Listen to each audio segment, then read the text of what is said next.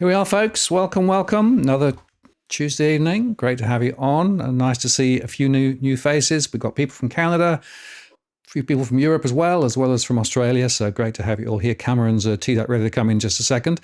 People have been asking about the doggy cam. The doggy cams are here. There you go. That's Luna and Meteor. The reason I didn't show them much before was because they both decided to climb out of their baskets and wander around. So they weren't actually on shot, but they are now.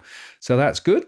And of course, we've also got the studio. You can see Cameron there, teed up, ready to come in just a moment or two. And of course, you can see the rest of the studio set up as normal with the chat working and various controls and what have you. So it's all good.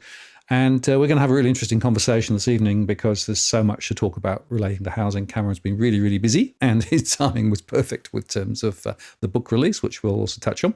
And of course, as always, there'll be time for you to ask questions. Anyway, let me just get rid of the pre-show and I'll then start the show formally in just a second and then we'll get going.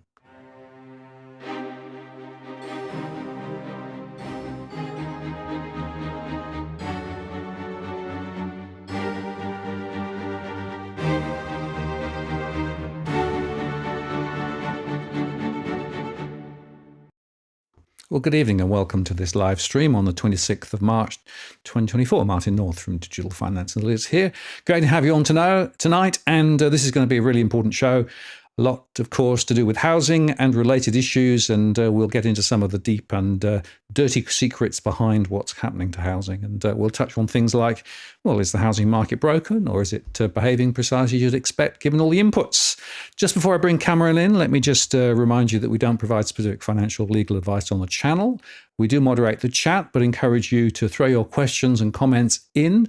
I won't necessarily follow every thread, but if you want to ask a specific question or get my attention, use @WalkTheWorld. That'll make sure that I see it. It goes into my separate queue. And I've also enabled Super Chat, which means you can get your question to the top of the list or indeed make a contribution to what we do around here. Always greatly appreciated. Right, let me bring Cameron straight in because there's so much to talk about. Cameron, welcome. Hi, Martin. Thanks for having me back.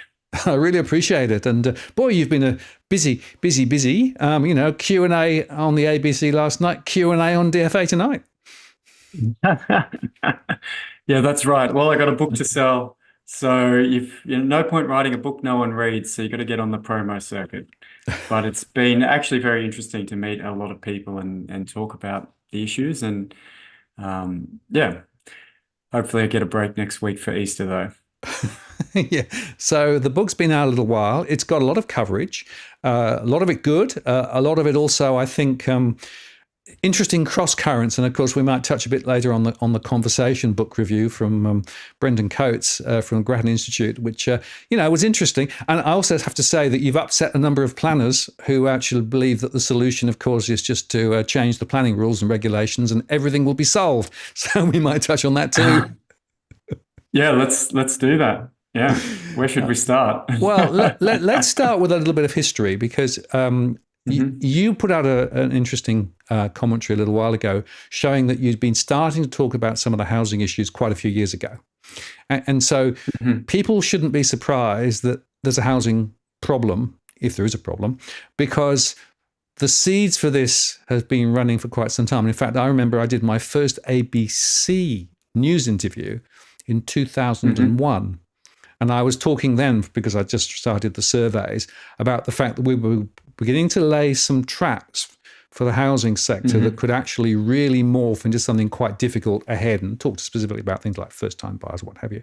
Now, you were also Hmm. making some interesting comments. So I guess my question is, how do we get to where we got to? Yeah. Look, that's exactly right. I think you and I both have had 20 years talking about housing in Australia. And so the idea that today in 2024, there's all of a sudden a crisis, is a little bit strange if we look at the essentially yearly political inquiries into housing. I remember there was the 2003 First Homeowners Task Force. There were numerous other ones in the 2000s boom. Um, we had a Housing Supply Council that operated from 2008 to 2018, and they had many, many reports. So it's not exactly a new thing. And actually, I like to share an anecdote, a quote from when a celebrity visited Sydney. It's my favorite one because it provides that context that we miss in the housing debate. The quote is this. This is what a famous visitor to Sydney wrote in their diary. The number of large houses just finished and others building is truly surprising. Nevertheless, everyone complains of the high rents and difficulty in procuring a house. Sydney has a population of 23,000 and is rapidly increasing. 23,000? Yeah, that was Charles Darwin in 1836, his first day in Sydney. He's traveling the world on the HMS Beagle, coming up with the theory of evolution, watching the animals and the human animals he observes in Sydney. And he says, what do human animals in Sydney do? Well, they complain about housing. And and so I think, yeah, zooming out and taking this big perspective really, really helps us think about, oh, okay, what does the market deliver with housing?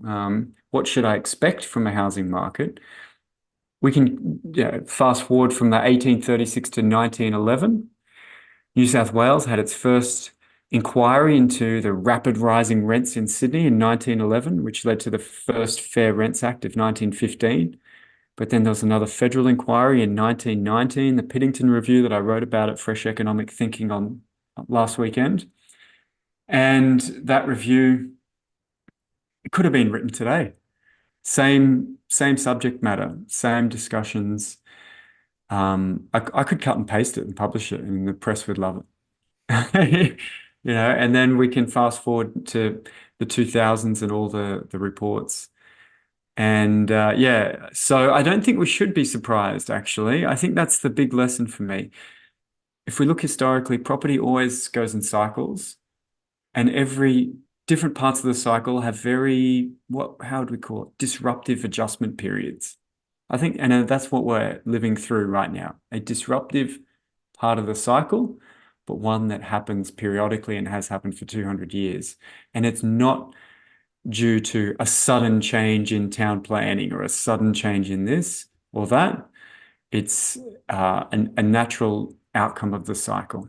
So I think, yeah, we shouldn't be surprised. And if we'd been paying attention since the early 2000s, yeah, we would have seen the 2000s cycle, we would have seen the 2010s construction cycle, we would have noticed all these things.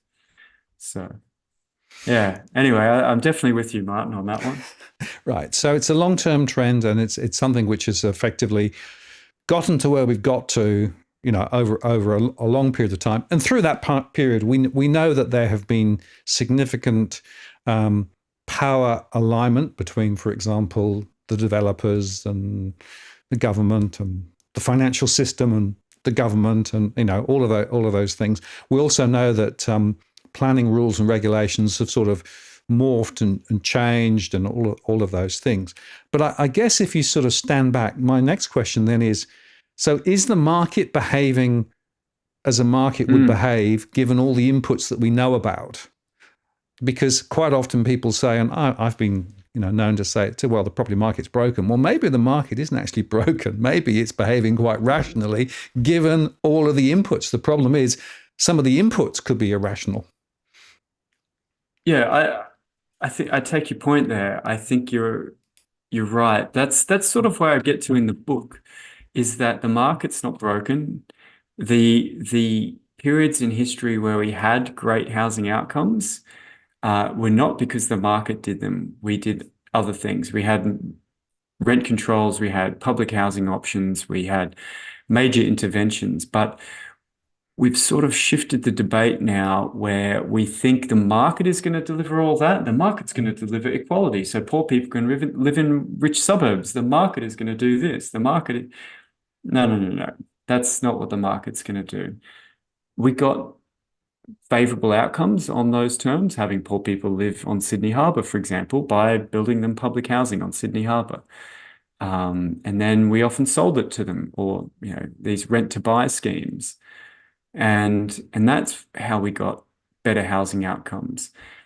So if we look, for example, at home ownership in Australia in the cities prior to the Second World War, it was in the low 40%. And then by 1971, it was 71.6 according to the census, but there's error there. So we got around a quarter of all households out of renting and subject to all those cycles and going through the 1911 and the 1919 cycle. And we got them into home ownership. And there was a generation there that benefited from that stability. Then we sort of changed our mind and said, oh, well, we've got lots of homeowners now. We'll stop that and we'll just let the market work again. And I think one of the issues with that approach is, as you say, we sort of encourage lots of finance into housing because we want the market to fix housing for us. And if you look back at the end of the 1960s and the early 1970s, one of the conversations was, oh, people can't get into housing because they can't borrow money. So we've got to let banks lend lots more money, get single people to borrow money, all these things. And so now we really have sort of reversed that post-war trend. And so we've got banks lending, in the 2000s boom and before the Royal Commission, no deposit mortgages. And so everybody's now tied into the market situation the way it is. Developers like it, the banks like it, landlords like it, everyone enjoying the capital gains tax discount and negative gearing. They're all, we're all now embedded in this market system. And that's why I think change is so difficult. And that's why the book's called The Great Housing Hijack. Whoops, I've got stuff in, everyone go and find that online. The debate's also hijacked because there are now so many interest groups with their, snout at the trough of the housing market. So it makes it very hard to change.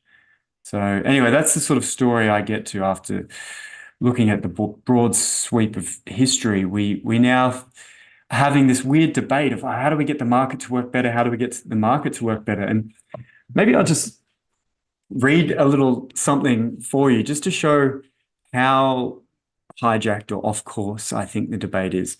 When I asked all my Twitter followers last year, what's wrong with housing today? Let me just show you what they said. Some people said there's too much density in the suburbs. Some said there's not enough density in the suburbs.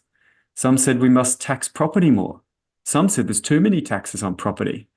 Some people said there's too many investor buyers outbidding homeowners, and others said there's too few investor buyers for the rental market. Some said we need tiny homes. Some said we need better homes. Some said interest rates are too high. Some said interest rates are too low. Some said banks are too restrictive with lending. Some said banks are too loose with lending. We don't know what to expect from the market, right? Everybody just thinks, oh, change something, and then the market will solve our problems for us. But, people go, there's a housing crisis, and they'll all agree and they'll nod, and then you'll ask them in private, so do we need lower or higher interest rates? And they'll give you opposite answers. And I think we need to get into those deeper questions about what the market does and what can lower or higher interest rates do for the housing market. We know lower interest rates will raise prices, but will they change the composition of buyers as well? These are the tricky questions that I try to address in detail in the book. But yeah, that's how I see the story that you sort of mentioned about market outcomes and the interest, the irrational inputs into the market. I don't know if it's irrational. I think it's just everybody likes things the way they are because there's banks getting a cut from having lots of mortgages on houses, developers getting a cut from, high immigration and other stimulus measures. So we like it like it. And you can see that from the debate. I mean, it's fascinating. I've been following the Greens, for example. I know they were also on Q&A yesterday. And the Greens are saying two interesting things. One is migration isn't the problem. Two, if we create a public body that can actually build more, we'll talk about whether that's feasible or not, then we can solve the problem. So they've got a particular set of strategies. So let's pull that apart a little bit. Is migration part of the problem? And, there are many people who say, well, we've actually got way more people coming into the country than ever before. So therefore, from a supply and demand point, that's clearly an issue. Yeah, look, immigration is one of those topics where it's very hard to get into the detail. So this is probably the best forum to do it. So why don't we try? I like to put it this way. If I went back in time to 1924, when there were 6 million people, and told them there'd be 26 or 27 million in a century's time, they might be shocked. They would say, oh, that's too many people, house prices would never be cheap, blah, blah, blah, blah. But, it was totally fine. There are many cheap periods in the 2000 cycle and in the 2010 cycle. There were cheap periods, relatively speaking, cheaper than in the 1920s. But it's not how far we get or how far we grow. It's the speed along the way, those periods of rapid growth that are very disruptive and do lead to rising rents. And we're in one right now. And we had one in 2006 to 2009. John Howard really opened up the work visas and student visas. And we went from about 100,000 to 300,000 per year net immigration in a couple of years. And rents increased, and it took until the second half of the 2010s for rents to start falling. We actually, if you look at a chart of real rents, you'll see from 2007 to 2015, basically, it was this massive rise and then a big fall for 5 years after that. So 2017 to 2022, rents pretty much fell everywhere in the country. So that's, it takes a while for markets to adjust. And I like the analogy of driving, right? It's not how far you go that's a problem. It's the speed at which you go where the risks are. And just because we had low immigration during COVID doesn't mean we can speed now and there's no risk, right? Just like if I got stuck in traffic, I don't get to speed to catch up because I was going slow back then. It's still risky. That's how we should think about population growth. We should think about it as high speeds are risky because markets don't adjust that quickly to having more people. And if you look back in time to period, people go, oh, but it's not that rapid, right? We had periods of high population growth in the 70s and the 60s and all these things. If you go and read in the archives, the newspapers at the time, they're saying, oh, we're building all these new housing estates with unsealed roads, no drainage, no schools, kids are doing school under the trees, there's no sewers, we can't keep up with it. And then we have population growth comes down, then we catch up, right? So it's definitely a tricky adjustment, and I'm very puzzled by the fact that post-COVID, the UK, Canada, Australia, everyone seems to have adopted this very generous open borders type immigration program. And it's not clear to me why exactly. But yeah, there's definitely an effect. And to think about how markets adjust to that, everybody who arrives has to squeeze through this narrow doorway of the rental market. And in the rental market each month, it's actually lower today than, usually, but about 50,000 to 90,000 dwellings come up for rent. So we have 50,000 or 90,000 households relocate, and everybody trying to fit back into another property in the rental market. If we have 50,000 immigrants a month, right? We need another, say, we need another 20,000 households to squeeze in that narrow doorway with the existing 50,000 households and fit into those homes, because you can't just go into any home. There's 11 million homes, but you can't just, split your family up and every 20th home on the street, put one kid in one and spread them out. Okay, we have to go through this narrow doorway. And so if you think about the rental price adjustment that's happened since COVID, we've had lots of inflation, and incomes have risen. We get this rising rental price. But on top of that, layered on top of that, is a blip for the immigration as well. Now, that blip will smooth out in the next 5-6 years. We will have another construction boom. People will reorganize their households, right? People will stay at home longer. The grandparents will live with their kids. They'll get rid of their holiday house. It doesn't take a huge amount of that to happen for everyone to smooth out again. But yeah, there's a big temporary effect. And the other thing we miss is there's just a huge resource cost to duplicating the roads, the sewers, the water supplies, and the buildings just to accommodate extra people who we know after the first 50 to 100,000 aren't changing the age composition of the country in the future. If you look at the annual immigration rate across here and its effect on the age distribution here, we have a high effect for the first 50,000, a tiny effect for the next 50,000, and then after that, there's essentially no change because all these people also get older. And so it's not clear to me what we're achieving by this. And I do find it very hypocritical for the major parties, for example, in Q&A yesterday, to sit there and go, it's a supply issue, it's a supply issue, it's a supply issue. So they've got this very naive model of number of people, number of new homes being built, right? And they're saying, no, it's not this, it's this. And I'm like, well, we've never built enough homes for that many people. And you can easily just lower this by tightening up entry requirements for universities and work visas. Super easy, right? But for some reason, we only want to talk about that. Now, I have a more subtle view of how population affects the market, but if you're going to sprout the basic quantity of people, quantity of new dwelling story, you can't just pick one side. I think that's kind of ridiculous. And I didn't realize how much of a taboo that topic was until last night. The major parties, especially the Labor Party, just do not want to talk about it. It's untouchable. They don't know what to say in public about it, so they say nothing and carry on. And I think there's a huge political opportunity elsewhere for people to jump on that with very moderate and sensible views about increasing standards in all the visa categories, or especially the students and work categories, and bringing that number back down by more than 50% in the second half of this year and next year. So anyway, sorry, I'm going on. No. But I've got a theory. The reason that they want the high migration is because the overall economic story is not particularly strong at the moment, and GDP per capita is going backwards. But if you bring enough people in, the top line GDP number will still stay positive.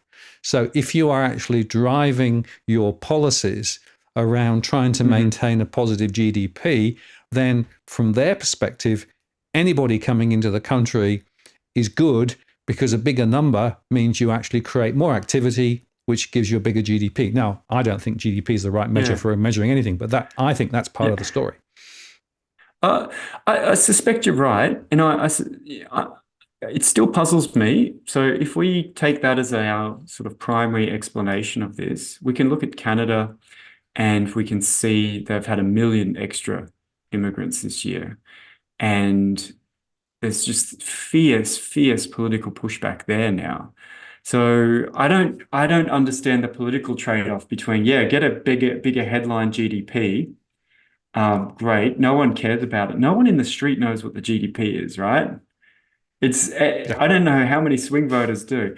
So, but yeah, I get that it's a good headline and all that. So great, and it it sort of justifies a lot of public investment, which I don't know if you need to justify, but whatever.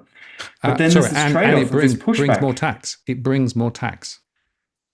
Yeah, it does, but it comes with huge, huge costs, right? Ah, I Like the agree. duplication at the state level Yes. is just now such a source of frustration. The state saying, well, you've hammered us with this open borders. Now we have to duplicate all this stuff. Now we have to deal with this. Now we need an underground train here. Now we needed this. Um, so I don't get you're picking all those political fights and taking all that risk that people will have a backlash, an electoral backlash, for a headline number that no one reads. And like maybe politics is that weird or that silly or that superficial, and maybe utopia is more accurate than we think. You know, the ABC TV show. Um, but then I think about it deep down. I'm wondering, surely someone behind closed doors mentions the trade-off. And surely someone in the minor parties or the LNP or the Nationals and anyone saying, hey, we can get a free win if we can align ourselves together on this and pitch this as a cost of living fairness issue to moderate from the extreme level back to something pre-John Howard or even more. So 100,000 to 150,000. I mean, whatever number you get is going to vary over the cycle as well. But if you tighten up the rules, you get into that band. I just see a huge win there because the major parties don't know how to respond, and especially the Labor Party. Yeah. But Yeah. then again, I never got elected. I ran for politics twice, and maybe I know nothing. So I've had the view for some time that the migration story is definitely part of the issue. And if you look at the mix of people coming in, it's interesting to note that quite a few people who are coming at the moment have a lot of cash. So they're coming in from India, they're coming in from Asia, as well as from Europe. And quite a few of them are actually quite quickly going into purchase property. And so they're able to purchase property because they've actually got assets available to be able to actually buy. And so that's definitely part of the issue. In addition, of course, we also know that there's a high student count, and the universities, of course, have been pushing very hard to maintain big input to the student sector. And of course, you know, and I know that the way that the GDP is calculated vis-a-vis students is a bit reversed, really. You know? So actually, all those education budgets are actually seen as positive to GDP, when actually maybe that's not quite the case either. So there's a lot of students, and so the question is, do you turn the dial back on students? And you know, the Labour said that they were going to do that, although actually the data suggests that hasn't really happened. Other point, if you look at it, and the data came out yesterday from the ABS, if you take away the migration and look at the interstate migration, in fact, population in Sydney will be going backwards. Yeah, but it's not independent of the arrivals internationally, right? No. So the departure of Sydney local residents into other cities is a process of what economists call spatial equilibrium, and that gets a chapter in the book. So essentially, it says that because you can relocate, because you can trade locations of where you live, people will move, and quality of life will equalize amongst location. And so if Sydney's attracting, as you say, wealthy home buying immigrants, making rents difficult because of all these extra students in those, key suburbs where the universities are, and then extra buyers, people just won't move there, or they'll move away. And so they'll sort of make space for those. The two are not independent. It's a process that's connected. And they'll come to Brisbane, or like lockdown in Melbourne, the quality of life in Melbourne got terrible. That 30,000 people ended up on the Gold Coast. So yeah, that would happen a lot less. And I think, is that a desirable outcome? Probably. I think politically, people feeling like they don't have to move out of the city where they grew up because of the price of housing. Yeah, probably. It's a good political outcome. But yeah, it's not that hard to tighten up visas, right? We closed the borders during COVID and everyone loved it. And I was one of the few people saying, zero is the wrong number as well as 500,000 in terms of migration. There is a sweet spot where everyone's free to move, but we're not just sort of juicing the stats, so to speak. On students, you can do a cap and trade. You can make universities bid for a fixed quota of international students per year and set that in relation to the population. And they might, you raise a lot of money. You can require universities to house the foreign students outside of the market, or in, rather than them just going renting places, but require them to house people. In foreign workers, it's very easy to just raise the minimum wage that lets you qualify for these types of visas. It's really not hard, and it's not rocket science. It's just that, again, it's a situation where there's a lot of interest groups. In the university sector, they love saying we're Australia's third biggest export, this and that, right? And I have an article on fresh economic thinking, just diving into that tiny statistical assumption hidden away. And I confirmed with the ABS that, education counts as exports, despite the fact that the majority of foreign students work here and live here for more than 12 months out of 16 months, because they just assume that it's an export. That's it. They go, if they were on a work holiday visa, that wouldn't be an export. They'd actually be working and living here. But even if they're working the same amount, if they're enrolled in university or some kind of teaching institute, we're just going to assume that that's an export. And now you guys get to just create this number and say anything your foreign students spend money on while they're here is an export, even if they're just spending what they earn driving Uber or whatever else. It's just this bizarre situation.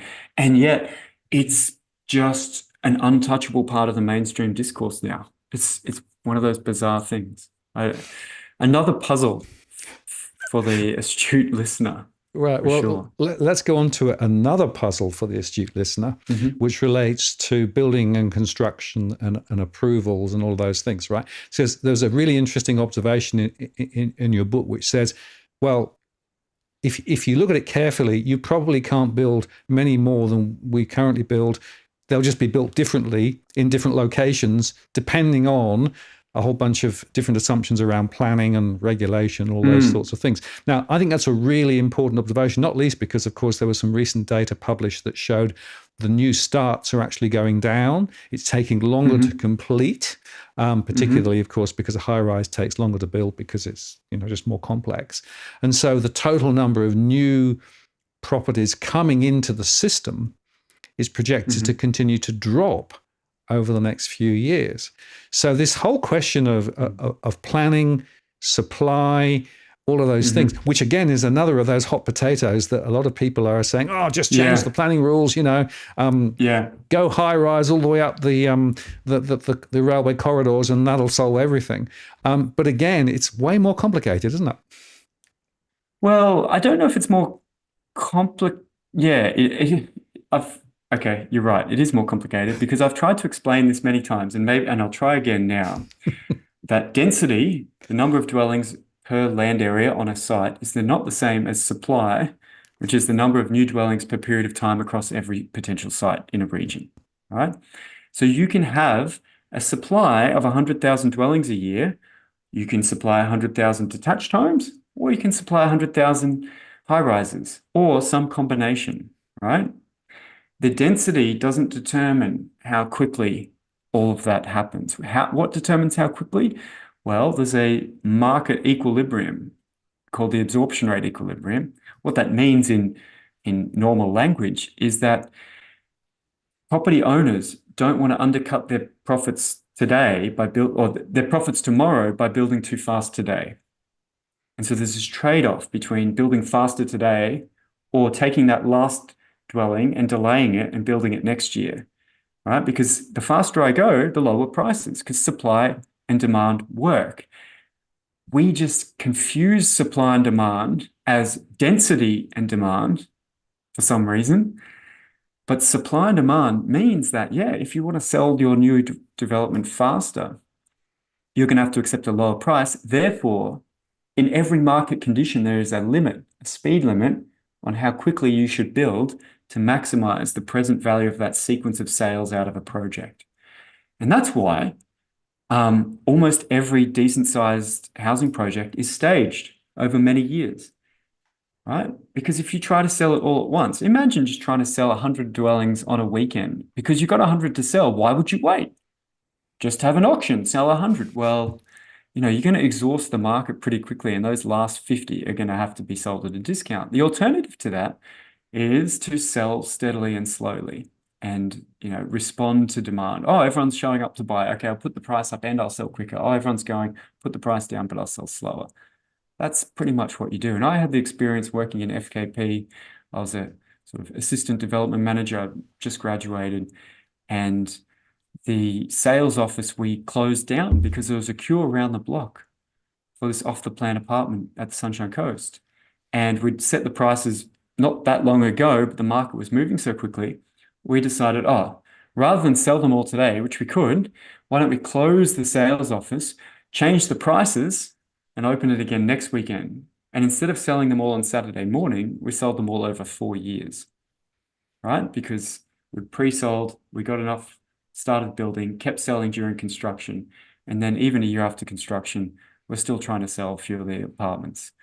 So, I mean, that's a real life example of this, but it applies all across the market. And that's why, we saw this price booms in apartments in Sydney, Melbourne, and Brisbane during the 2010s, and we had a construction boom. And then people stopped buying, and so we stopped building. Now, it wasn't the planning system that made people stop building, and it's not the planning system today, as you know, that's stopping people building. It's constraints, either market constraints, whether that's buyers, not enough buyers, or builders, not enough builders. And we've sold these and we're just delaying the construction period because we've got the contract and we're just going to time when we commit to construction to make it more profitable. Because if we commit now, we have to pay a premium, so we make less money. But if we can delay it and start next year, and I know plenty of developers in Brisbane who've got, decent projects with decent pre-sales who've either temporarily or permanently delayed projects, right? Because the construction market's not, the speed limit of the construction market has been reached. So yeah, if we could just upzone, if it really was the planning system that decided how many homes there were, not where different types of dwellings go, then I'd be saying we just upzone, flood the market, prices would crash, we're solved. And some people think that, which is why there's such a passionate debate. But look around the world, the housing market everywhere in the world is responding to the same macroeconomic conditions as Australia, with all sorts of different planning schemes. And lack of planning schemes. The Texan cities in the United States, which used to be the utopia of free planning, have seen faster rental increases than San Francisco in the last 5 years, and many other notoriously bad planning cities. Now, yeah, they're having a construction boom too, because prices and construction go together in the cycle. When everyone wants to buy, you want to build and you want to sell together. When they stop, you'll stop. So that's the story, and that's part of the book. Again, the absorption rate equilibrium is explained with lots of examples, and it really, it helps tighten your thinking on these topics, right? I briefed Treasury last week in Canberra about housing, and we discussed how do you get the market to supply fast, and I said, well, you have to participate in it, right? You can't just trick property owners to build faster when it's not in their interest. Why don't you just go and buy homes off the plan? Mystery shopper from Treasury, big checkbook, just go and buy at a discount. Yeah, I'll take half of these, but I want 15% off because there's no commissions or anything. And I can give you good payment terms, and then they'll build in response to that demand, just like they would in response to anyone else who showed up to buy them. So anyway, yeah, you're right. I'm really surprised at how hot the NIMBY-YIMBY debate has gone, when if we look at what's happening out there, it's not the town planners deciding to stop building homes right now or stopping them, right? This has been going, complaining neighbors have been around for 40, 50 years, right? It's the market, unfortunately. And that's why, as we said at the beginning, we're in that normal, predictable part of the market cycle where interest rates and prices both rise together at the end of the cycle. And what happens? Construction really thins out or slows down. And then it's like this Wile E. Coyote situation. Who gives first? Do people sell out, or does it keep going? Yeah, that's the situation we're in, I think. Yes, and it's worth, I think, highlighting the fact that we've got builders who are struggling with the ability to be able to build because, of course, the economics of building are actually all over the place. They can't get the workers, or they have to pay a lot if they do. The materials costs are a lot higher, and you've still got very big penalties that are involved with the building process. Approval fees and those sorts of things. So there's a Yeah. whole bunch of economic questions which are sort of lost in there. But you've also then got land banking, which is where they say, well, actually, I'm going to be able to get more tomorrow rather than today. And I suspect, I don't know what you think, but I suspect the land banking philosophy is probably even more powerful than the short-term economic issues around the way that builders are functioning at the moment. Yeah, so let me pick up on a couple of your points there. I think firstly, you're right that you're sort of saying, getting to the point where the macroeconomy and the housing market are sort of intricately linked. And I think we miss that. All too often we think what's happening today is because some political decision happened today, therefore this.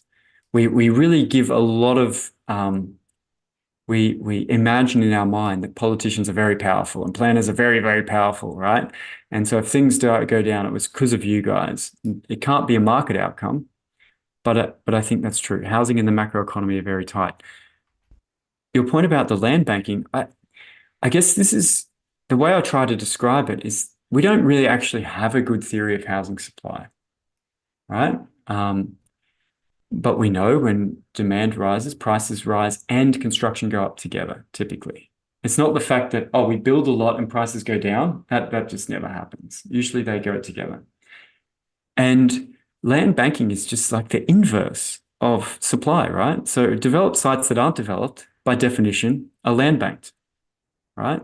Now you might say, oh yeah, but it's more profitable this way. And oh yeah, of course, that's the market outcome. Yes, everybody's stretched and they're like, oh, should I delay? Oh, is it profitable? Yes, that's right. But land banking is the inverse. So the one way to describe it is supply starts when speculation ends, right? When the returns from waiting are lower than the returns from building, then you build. When they're not, you don't. And across the market altogether, these returns equalize so that everybody's undeveloped sites rises in value at the same rate as the total return on those that have been built on. And that's where we get to this equilibrium point. But yeah, I think it's a mistake to call land banking, though, a behavioral issue or something abnormal to the market, whereas it is the market. This is how property markets adjust. And there's nothing unusual with it. We need land banks because that's where houses come from, right? Undeveloped sites it's just the ones that aren't built today are held. And there's no physical barrier to them being built. There's no regulatory barrier. There's just a market constraint in that if you try and build them all at once, you'll make less money than if you try not to build them all at once. So I think that's something we miss. We really overlook it and we concentrate too much on the microeconomics and miss these trends. Well, that's why I started with the idea of looking over the last 20 years rather than the last 6 months, right? Because there are some long-term mega trends that actually are playing out. And as I said at the start, no surprise then that we get what we get because the markets are the markets and they're behaving like markets when they actually look at the way things go. But let me talk about markets in the rental sector because, of course, one of the other issues that has been very much to the fore has been the costs of rent. They've risen significantly. But you actually made an interesting point that if you look at the long-term trends, compare it with incomes, it's a bit of a different story. Yeah, so there's a couple of tricks with rents. We talk about the rent to income ratio a lot, but quite often we're not measuring the incomes of renters and the rents paid by renters. We're measuring the incomes in a neighborhood and the rents paid by some renters. So all those incomes of those age pensioners, the age pension's 26 to 40,000, depending if you're a single or a couple, are being put into the average income, whereas you might have very dual income young renters, right, paying 20% of their income, and then your statistic is a bit messed up. So if you actually look at the statistics where you take renters' incomes and rents paid by those renters, and look at the rent to income ratio, you'll find that it was 20% in 2021.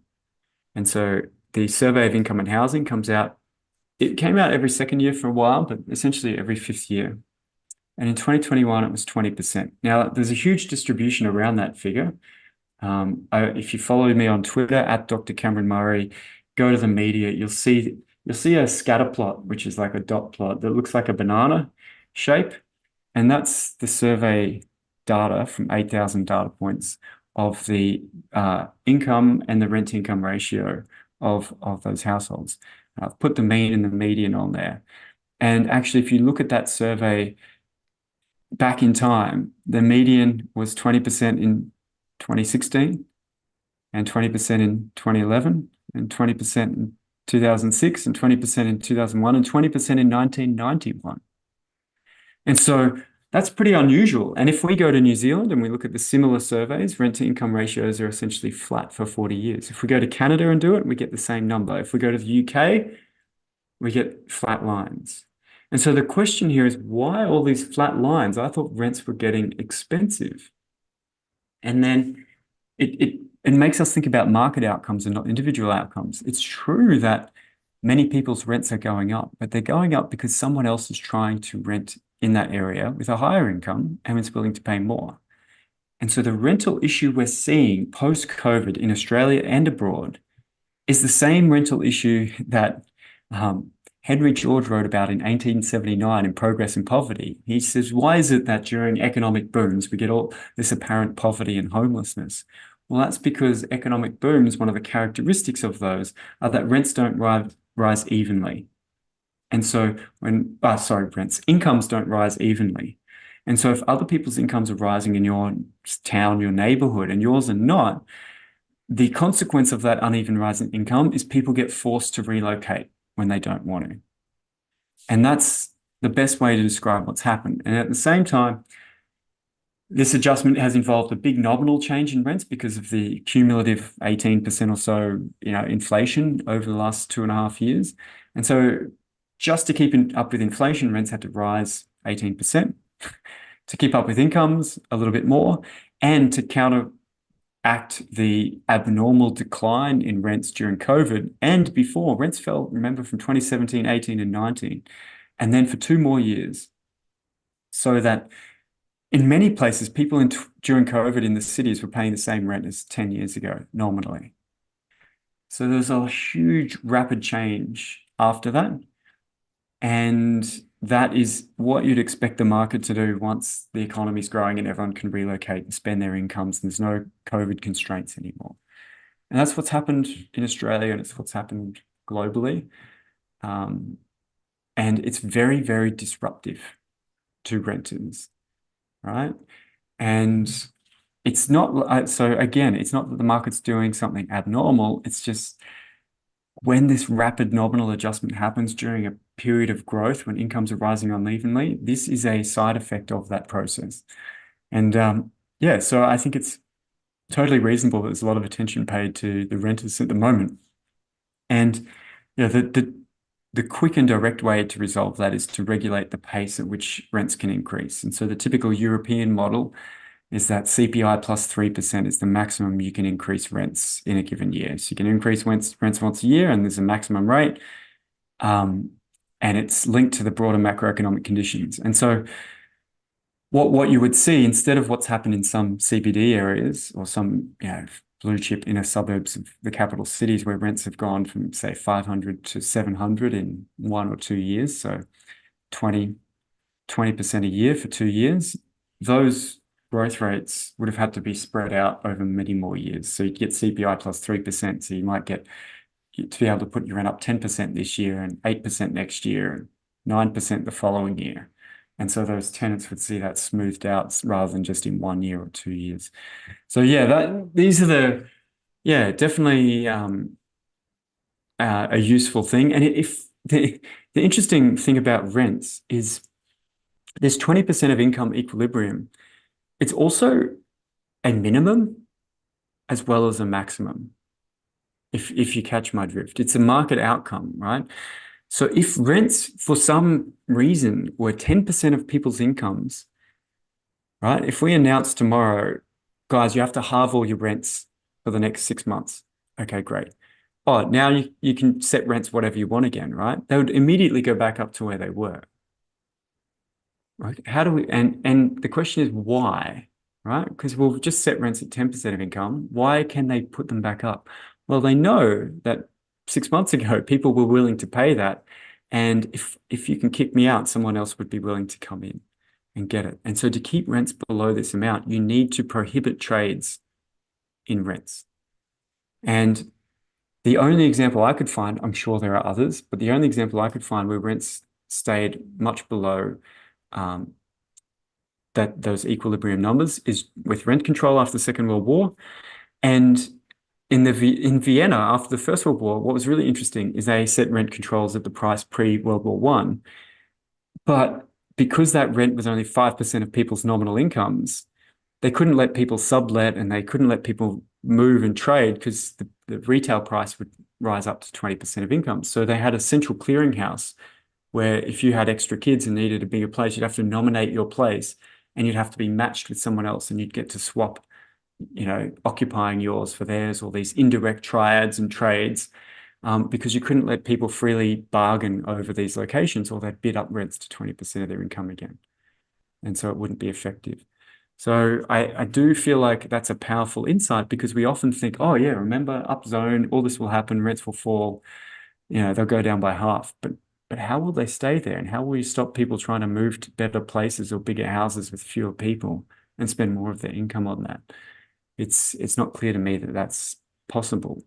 And so we have to sort of accept that that's the equilibrium outcome, but we've got to acknowledge that markets adjust. They have a cycle. And so some parts of the cycle are very, very disruptive, and we can actually smooth that off. And one good justification, I think, to argue that this is fair is that in New South Wales and Queensland, landlords get their land tax smoothed out and averaged over time as well, because instead of taking your last year's land value, they take the average of the 3 prior years. So if in 1 year your land value doubles, you don't pay double land tax. You pay 30% extra this year, and then another 30% extra next year, and then another 30% extra. And we smooth that change out over 3 years. So I think if it's fair enough to smooth out sudden shocks to cash flows for landlords, it's probably fair enough for tenants too. And these regulations wouldn't bind most of the time. All through the 2010s, most of the time, it wouldn't have had any effect. And when rents were falling, it has no effect. In fact, you can catch up to the market. When the market rent's falling and your tenant's below market, you could catch up. But during these periods that are very disruptive, it would bind and it would, help renters adjust. So anyway, I think that's, rental market right now, got to understand what's happening here and globally and think about ways, well, if you want to smooth that out for tenants, that's the most direct way to do it. A couple of observations, and the chat got quite agitated with some of the things that you were saying, which is quite acceptable. Oh, really? And we throw a couple of comments out. But just in terms of that 20%, is that gross income or is that net available? That's actually after tax. Right. Yeah, it's disposable total household. So it's not a single wage earner, and it's all income sources. So that's salaries, profits, welfare payments, family tax, you name it. Yeah. It's the pooled disposable income of the whole household. And so this is quite a good way into it. So Edwin, and hi Edwin, nice to see you on Tuesday rather than Monday. Edwin is one of my regulars. As a property investor, rent control your investment properties, is it fair and a good idea? And I guess that's the contention, isn't it? You've always got the renter and then you've got the investor. And a lot of investors, of course, traditionally have been mum and dad investors, although we're actually seeing a little bit more now of corporates moving into the rental sector and providing a commercial model which looks to actually be lifting rents.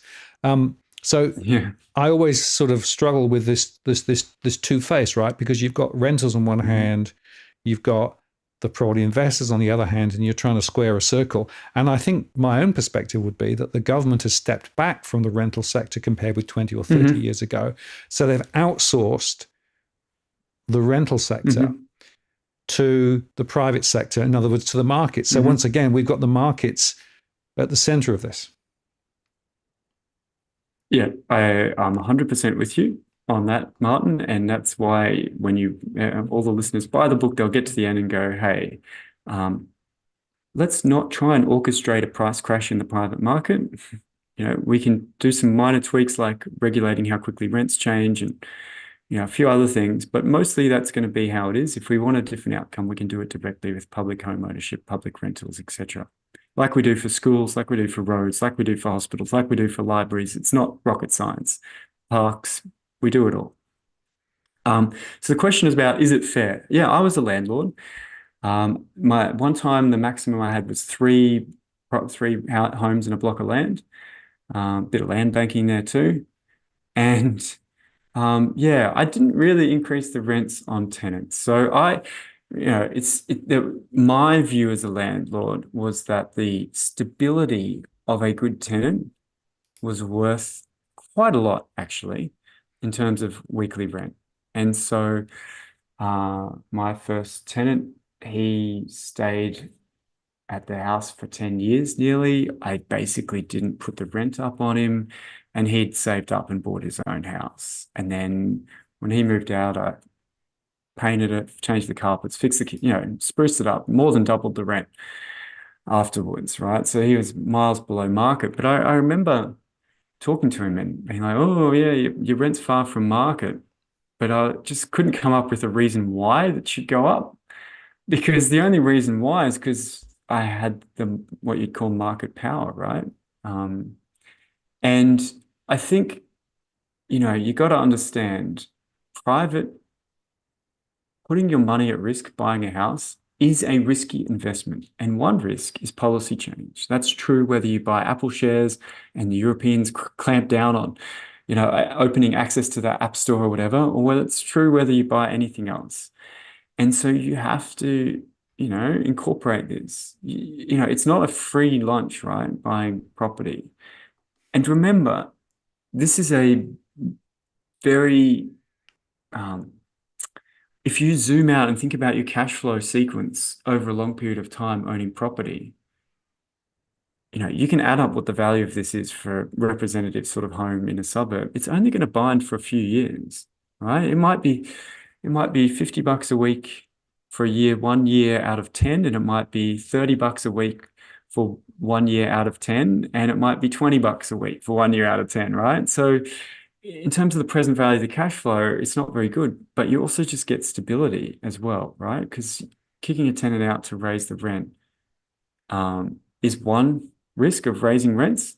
The tenant, you might keep the tenant and they'll pay, but you might also then have some vacancy, pay a commission to the real estate agent, get a crappy tenant the next time. So that's a risk as well. So I think it's reasonable. But okay, that's a good question, Edward. Okay, I wrote about this the other day. That it doesn't matter for the market who owns the homes. And if a landlord sells, they either sell to another landlord or to a non-homeowner, in which case that's an extra first home buyer, right? Now, if we actually want more home ownership, the only way to get there is for them to buy some of the 3.5 million homes owned by the current landlords, right? There's no other way to get higher home ownership except for landlords to sell to homeowners. And in fact, after the Second World War, this sort of mid-century golden age for housing, we had very strict rent controls. And one of the established effects of that was that landlords couldn't make a good return in housing. So they sold them to buy other assets in the economy. And that exodus of landlord contributed to boosting home ownership after the Second World War, right? So yeah, there's definitely, I'm totally fine if investors want to sell. I mean, property goes up and it goes down, right? Rents go up and they go down. That's fine. That's a risk. Do you know what's also a risk? Land taxes going up or down, right? No one would complain if land taxes went down, right? Right. So this is just the flip side of that investment risk. And I was a landlord.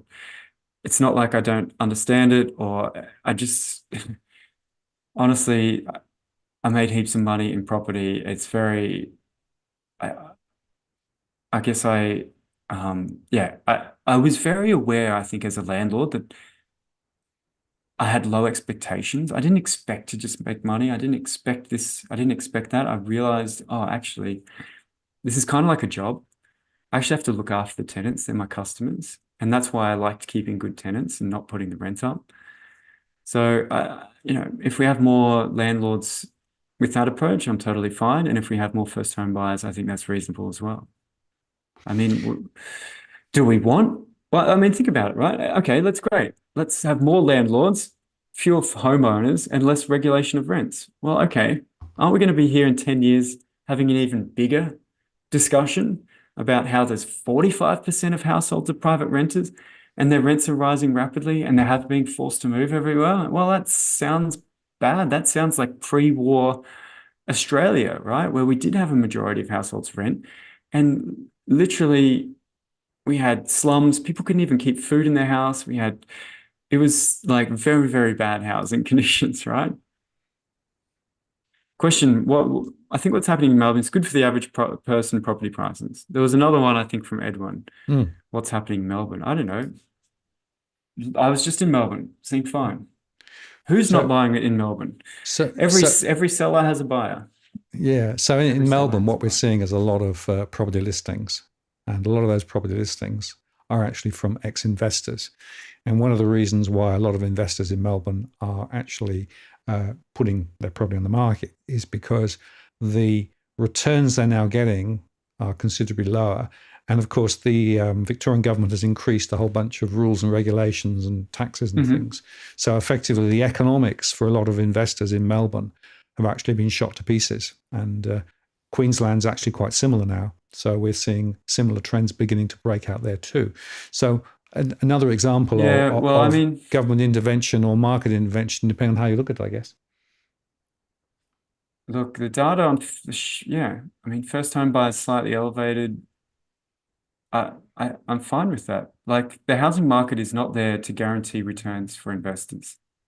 Surely that's like a fundamental step one. If you want to do something about housing, you don't want to devote more of renter households' consumption basket to the incomes of landlords. Like that seems to me, step one. Maybe step two is you want to provide more security for more households. Now, you can do that by giving all renters directly security through tenant rights, or you can make more households homeowners, right, where they have a very good relationship with their landlord.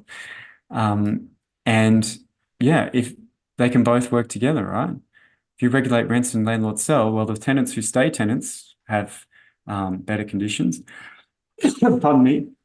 And the landlords who sell offer up a home for a buyer. Now, maybe another landlord buys, and that's fine. Well, it turns out there's lots of landlords willing to participate in that market. That's fine too. Just gonna have a drink when I find my. Sure. Okay. No worries.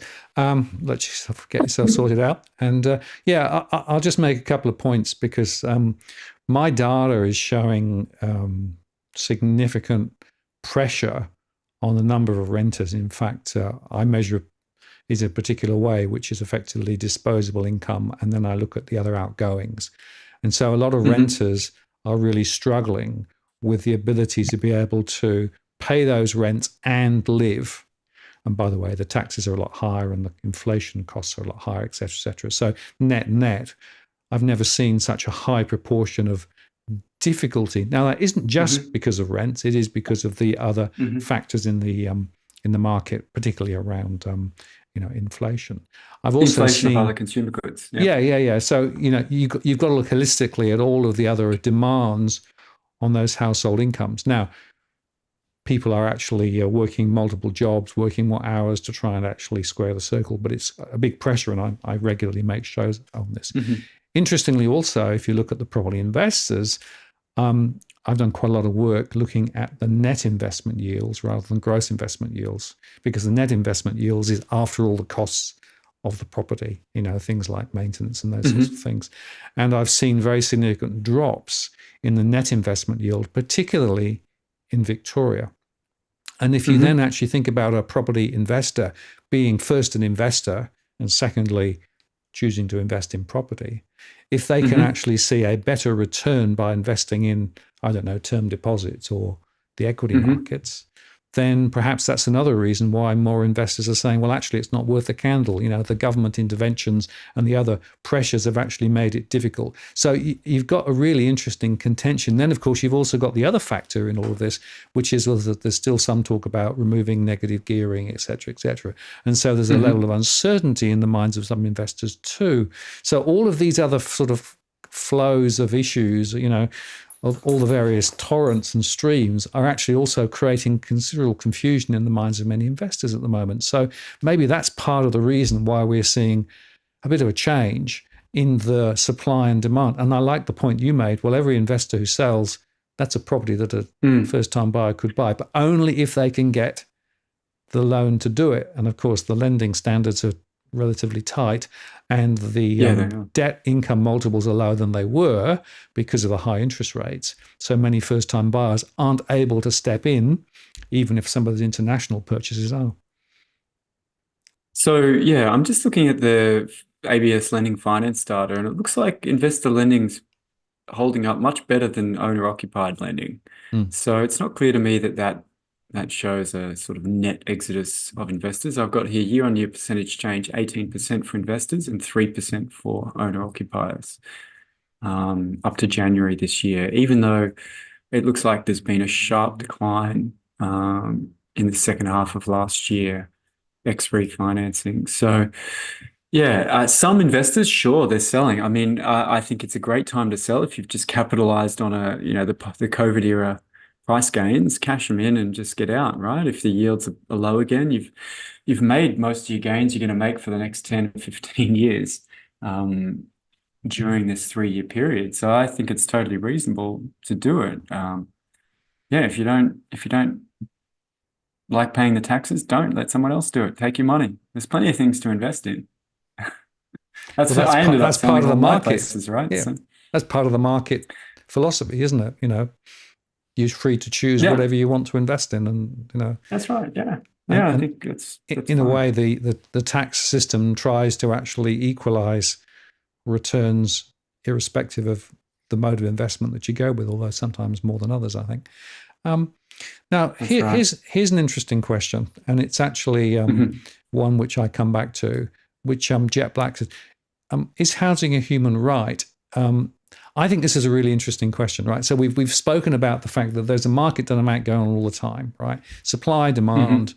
et cetera, et cetera. Now, how does supply demand markets map onto a human right for housing or not? Mm. And I've got this view, I've had it for some time, that the problem we seem to have gone is almost swung to let the market almost dictate what's going on. Is there a place Yeah. for government intervention, particularly to ensure Yeah. that the human rights are actually protected and that housing is something which people are going to get access to at a reasonable price? Yeah. So I'm going to try and remember three things. One, food, Singapore, homelessness, and housemate. So if you can remind me, Martin, if I forget. Yep. Firstly, food. Right. Food seems like a real important right. Yeah, we all should have a right to food. Uh, but what we do for that is we give people money. And money works really well because food is highly mobile. We can actually ship it around, right? Doesn't matter where you work, where your family is. You can drive, get a truck, get a train, food arrives.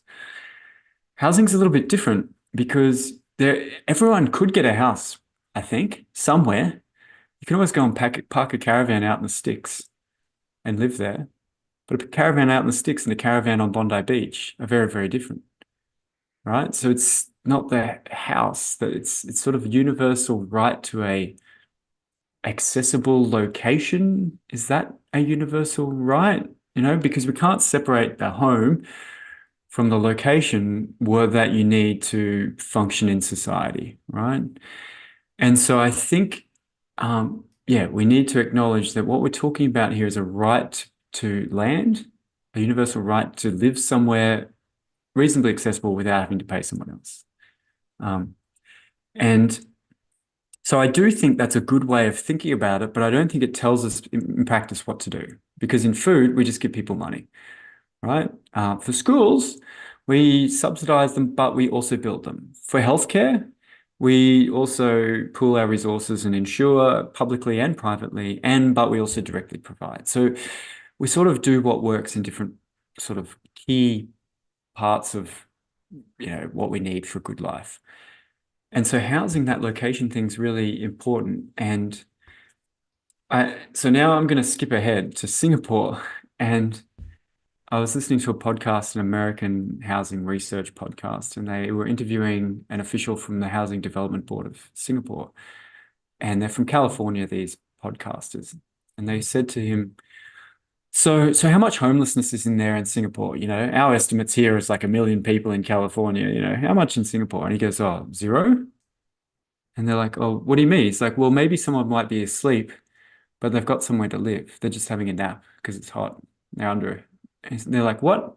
How do you know it's 0? And he said, well, because we just give everyone who doesn't have a house a place to stay. That's the policy. If you employ a foreign worker, you're obliged to house them.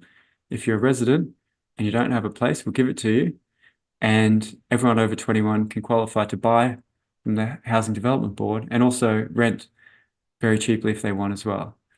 And they'll just soak up everybody, right?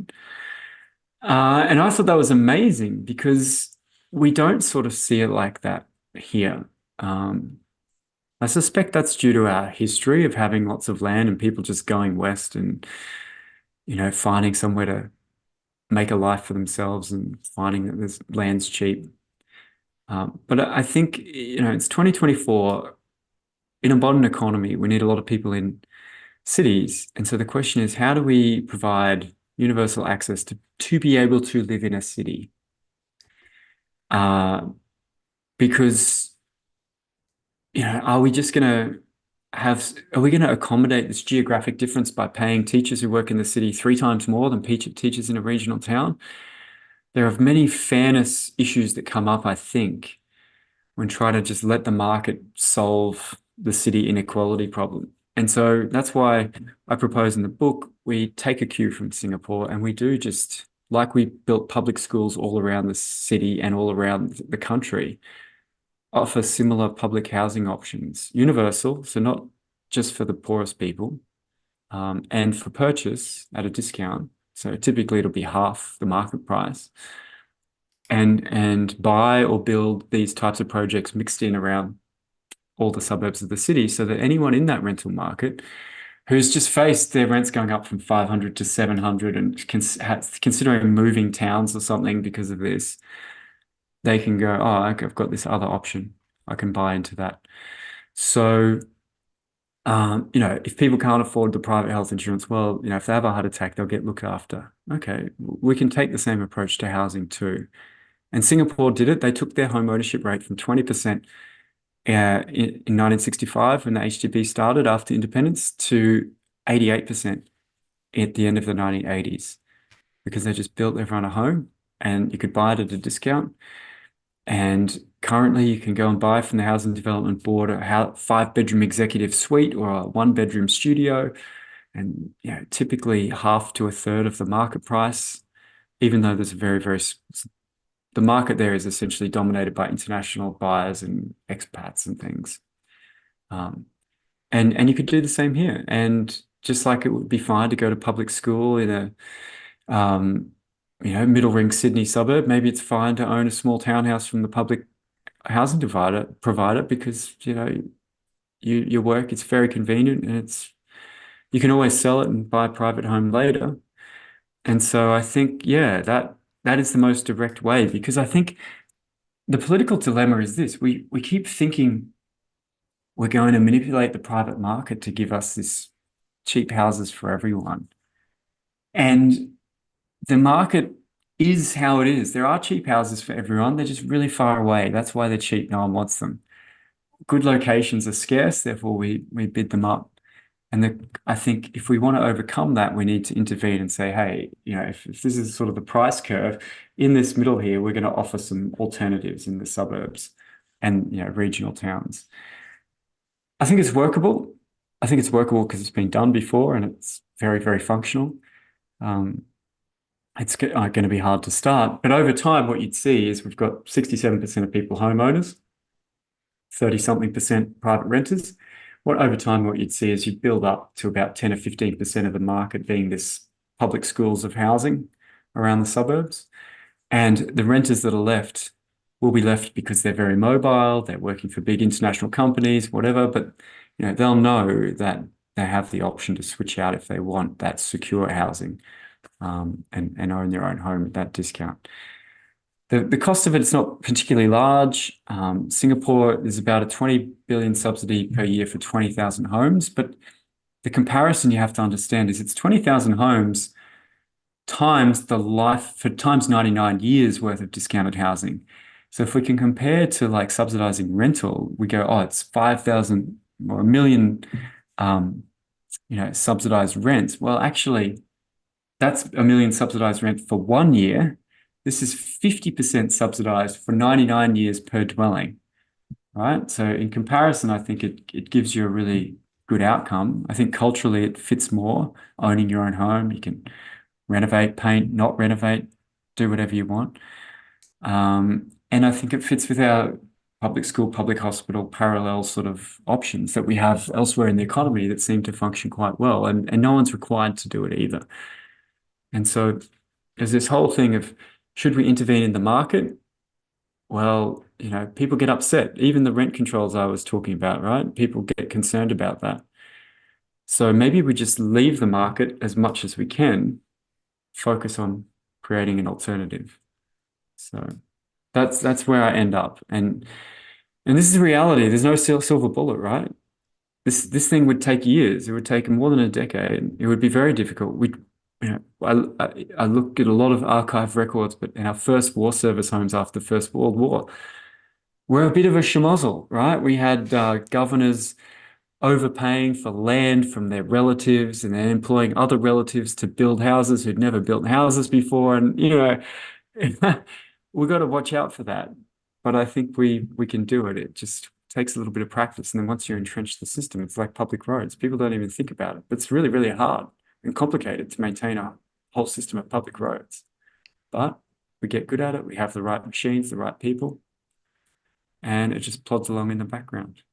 So I guess the question here is, of course, that would swing in 20 to 30 years of neoliberal thinking, which says, let the markets just sort this out, right? We don't want to intervene. We don't want to, stop the markets from being the markets. And yet, if you look today, the governments are spending a lot of money on rent assistance.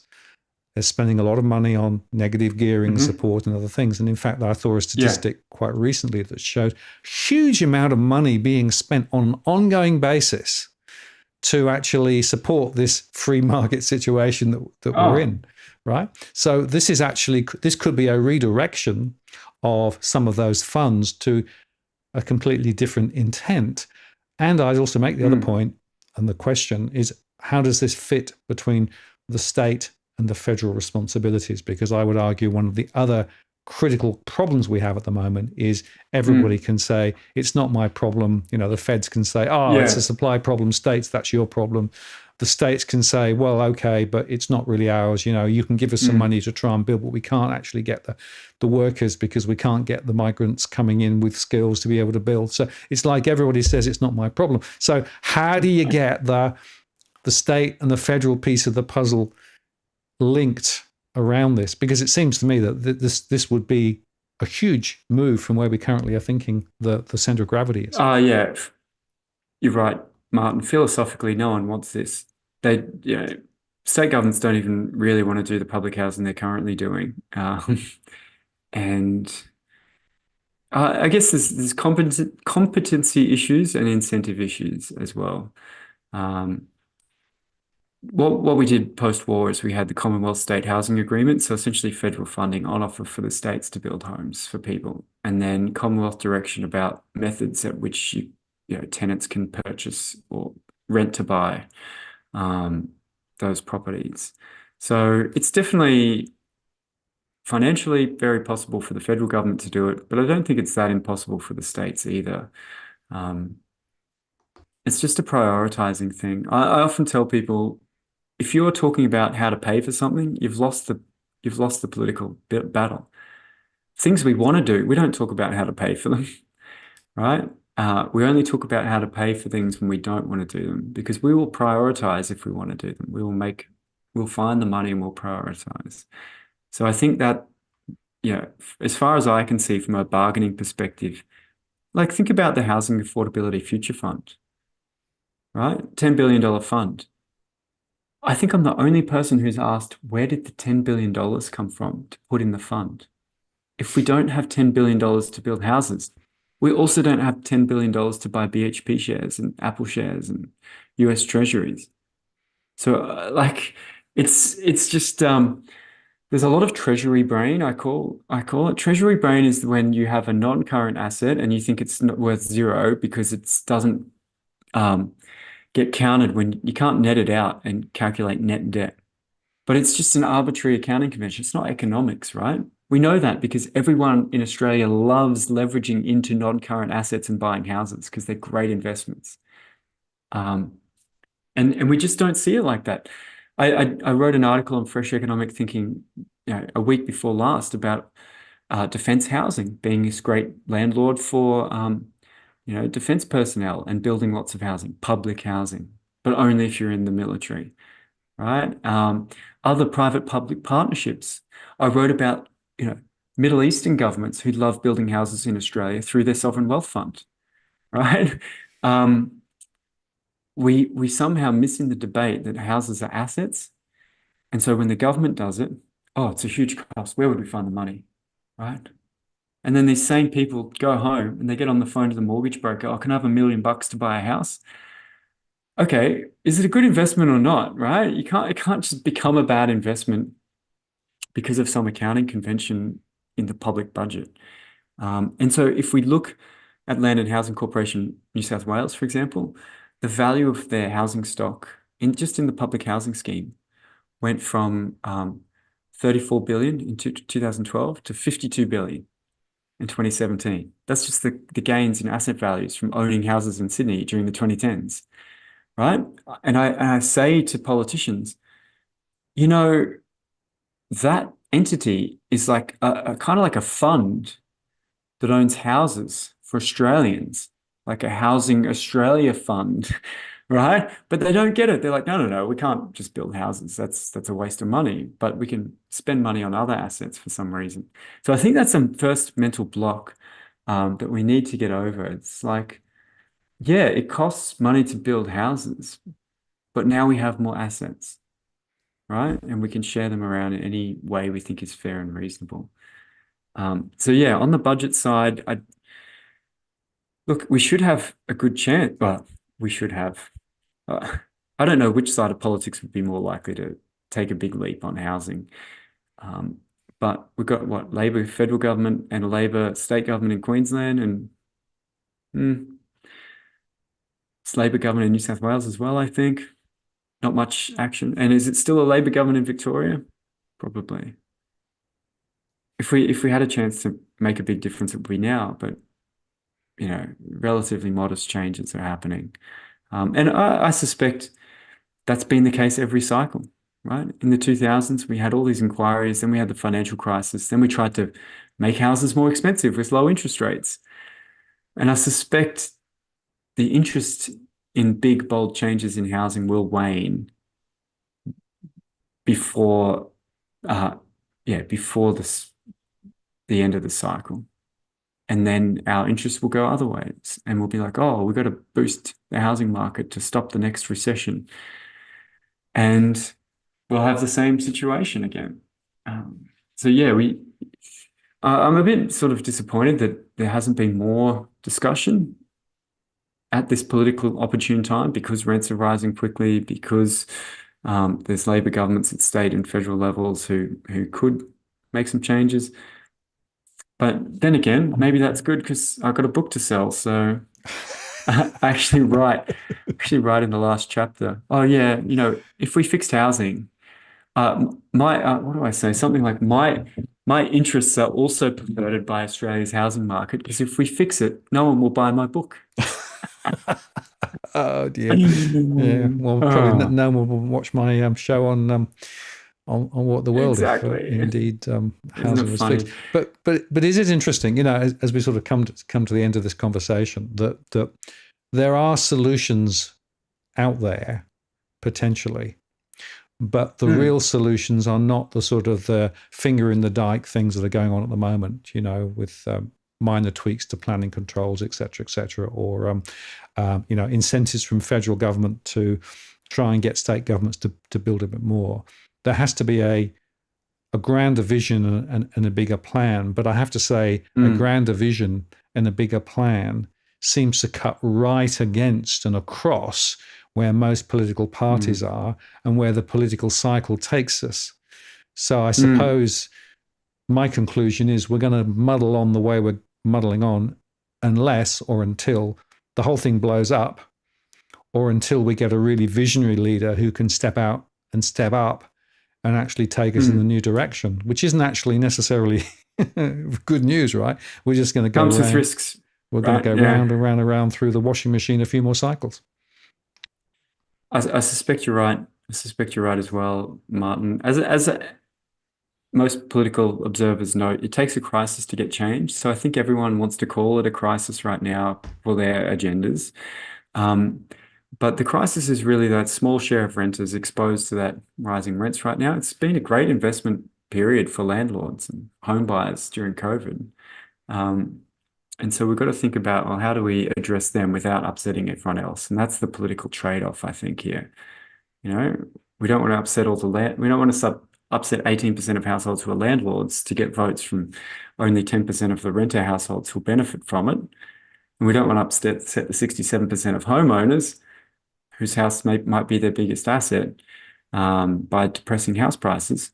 So this is sort of why I think we muddle through. These are the political incentives. And yeah, I think that's true. Visionary leader slash crisis. Typically, it's a war or a new country becoming independent from a previous country where you get radical, big changes that last generations in housing. I really wish it were, not the case and that we could get it through the ballot box in a normal political cycle. Um, but that was the conclusion I had to draw from doing my best research here and globally. Last question Mm. from me.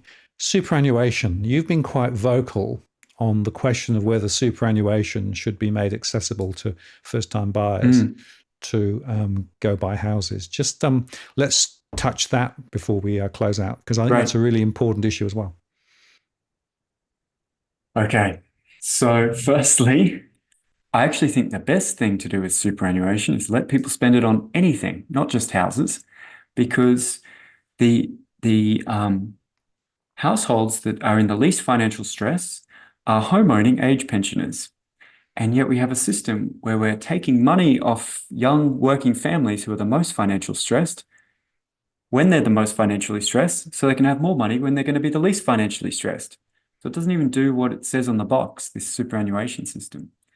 So I remember when my kids were little, getting parenting payments and welfare support and whatnot, one year and thinking, well, hang on a minute. Do I have too much money and I need to save in super, or do I not have enough money to raise my kids? Which can't be both, right? Isn't it weird? Shouldn't I get the money now? Um, so that's my big picture point. The superannuation system's redundant and it makes everything about retirement more difficult for the people who need help and more easy for the people who don't need help. The age pension is age insurance. Like if I insure my car, I don't then start another savings account as well. It's redundant. It doesn't do anything. The car's insured, it's fine. So that's my big picture one. So secondly, super for housing. Well, super already gets used for housing. And I think that's a myth we need to yeah, the idea that super is this special insulated thing, it's not related to the housing market. It's this special magic retirement thing. We need to do away with that because self-managed super funds love to buy houses. And the biggest use of people at age 60 when they withdraw a lump sum is to buy a house, a bigger house, or pay off their mortgage. So super's already used to buy a house. It's just you've got to have a big loan during the younger years at the same time as having super, or have a self-managed fund and buy someone else's house, or have your fund buy a build to rent, which you can rent off your own fund, which makes no sense either. So super for housing, the big concern with doing it, I don't think it's going to make things more equal or radically change home ownership. It will bring forward a few home purchases and it might delay some others. And in terms of equality, I don't think it's a straight line making equality better or worse. It's just it's a bit of a nothing on that front. But the thing is, owning your own home is the best asset to have in retirement. Singapore's retirement, 3 pillars. So Australia's got 3 pillars of retirement: compulsory savings, age pension, and voluntary savings. Singapore has 3 pillars of retirement: a paid off home, free healthcare, and an income support stream. Paid off home was their first pillar of retirement, because we know not having to pay housing costs during retirement saves you lots of money, gives you security, it insulates you from those rental price variations at different points in the cycle. So it's the best asset to own, but your superannuation account can't buy it. So why not use it? The big argument against it is that it will push up prices. Now, and people compare it to the first homeowners grants, but there's a difference. First homeowners, you've got 2 options. So economists think about these marginal shifts, right? In first homeowners grants, when I first bought a home, was $7,000. If you didn't buy a home, you got 0. And so you had a year or 2 years where you either got $7,000 if you bought a home, 0 if you didn't, right? So you had a pretty strong incentive to get the 7,000, go and buy a home. If you could, you had a pretty strong incentive to bid up to the 7,000. Superannuation is not free money for the buyer, because superannuation, maybe my purchasing power is higher today if I use my super. Do you know what? If I don't buy it today, it's even higher tomorrow, because my super fund might grow over time and I can chuck more money, tax advantage money in it. And so actually, there's no sort of rush to the exits. There's a little bit of an adjustment the first year, right? But after that, there's no rush to the exits with super, because everyone who doesn't buy can buy tomorrow and use it just like any other savings account. And so I think it's not going to have a sustained price effect. Yeah, certain areas you'll find people get out and buy houses. Look what happened during COVID. We had record first home buying, partly because people could take 20,000 out of their super, right? In 2 blocks during COVID. And we got 166,000 first home buyers in the financial year 2021 compared to about 90,000 per year in the 5 years prior. I think that's a good thing. Now, some people might be struggling with their mortgage right now, but they've had a few years of 2% mortgages. And that's, that was cheaper than renting in those years. And if they'd been savvy and pushed down that mortgage as best they can, then many are doing fine.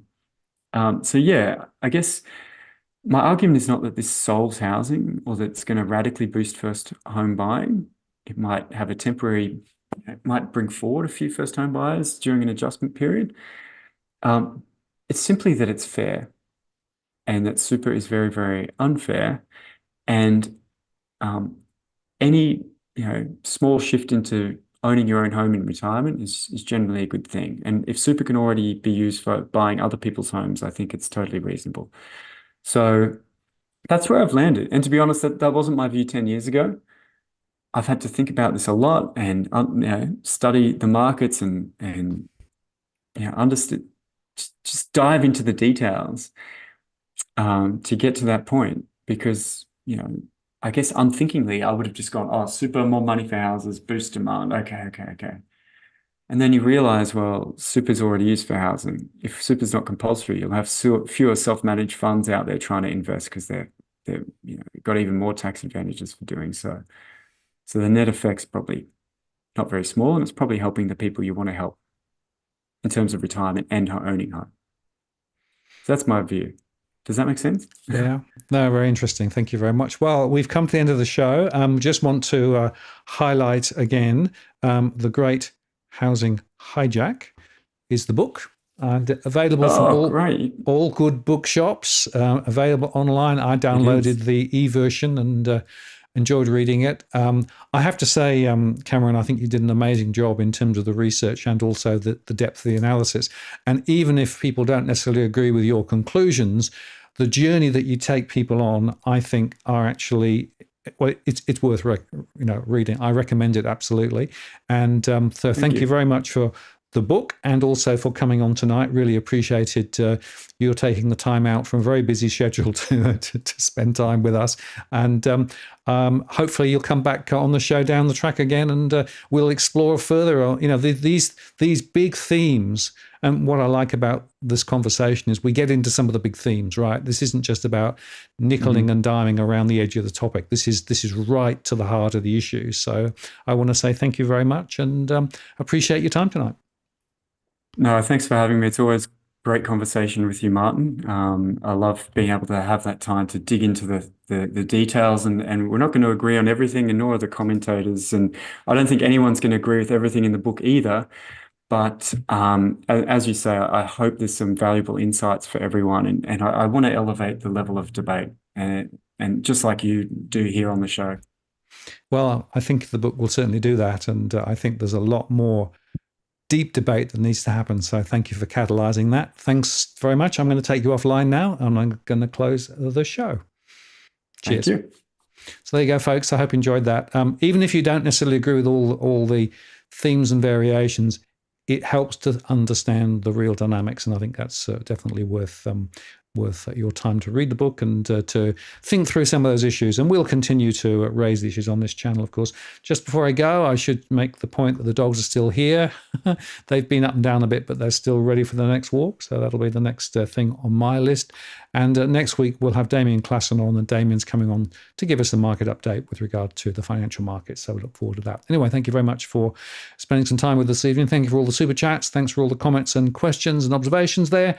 And I look forward to seeing you on the next live show next Tuesday, or indeed, you can check out our recorded shows every day of the week. This is Martin North from Digital Finance Analytics, signing off. Cheerio.